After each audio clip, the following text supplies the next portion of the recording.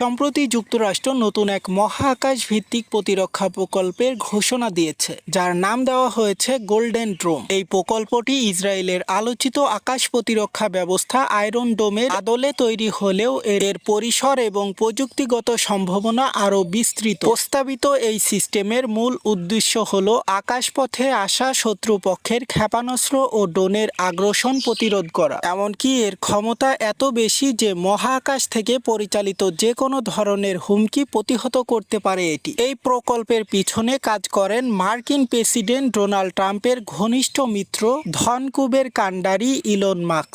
তার মহাকাশ গবেষণা এই প্রযুক্তি প্রতিষ্ঠান স্পেস এক্স ছাড়াও যুক্ত হতে চলেছে ক্ষেপণাস্ত্র ও ড্রোন প্রযুক্তিতে পারদর্শী প্রতিষ্ঠান পালনটিয়ার ও আন্ডুরিল। যদিও স্পেস এক্স এখনও আনুষ্ঠানিকভাবে বিট করেনি, তবে মাস্ক জানিয়েছেন আমেরিকার নিরাপত্তার স্বার্থে তিনি প্রেসিডেন্টের ডাকে সব সময় সাড়া দিতে প্রস্তুত।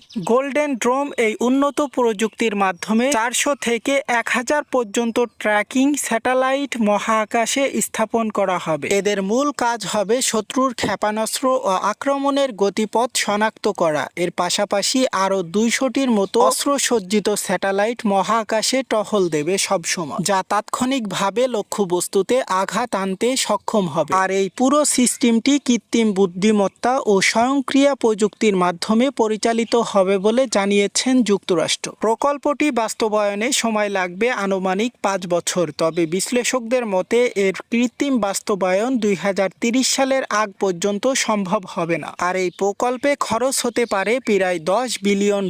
এটি হতে চলেছে যুক্তরাষ্ট্রের ইতিহাসে অন্যতম ব্যয়বহুল প্রতিরক্ষা প্রকল্প। ইসরায়েল ইতিমধ্যেই প্রস্তাব দিয়েছে তাদের আরও প্রতিরক্ষা প্রযুক্তি যুক্তরাষ্ট্রকে ব্যবহারের জন্য দেওয়া যেতে পারে।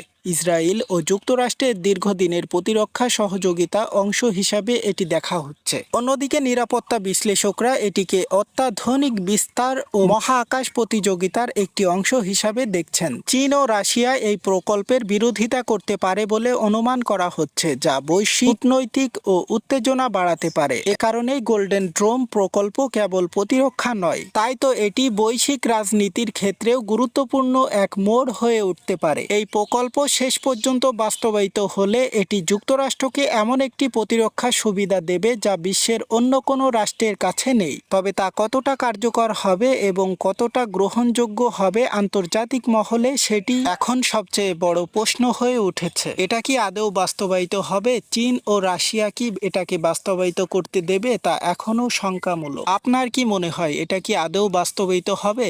সো হেই বন্ধুরা, আপনারা দেখছেন এইসে গ্লোবাল নিউজ, সাথে আছে আমি হুসাইন আহমেদ। সকল আপডেট পেতে আমাদের চ্যানেলটি সাবস্ক্রাইব করে আমাদের সাথেই থাকুন। সকলকে অনেক অনেক ধন্যবাদ।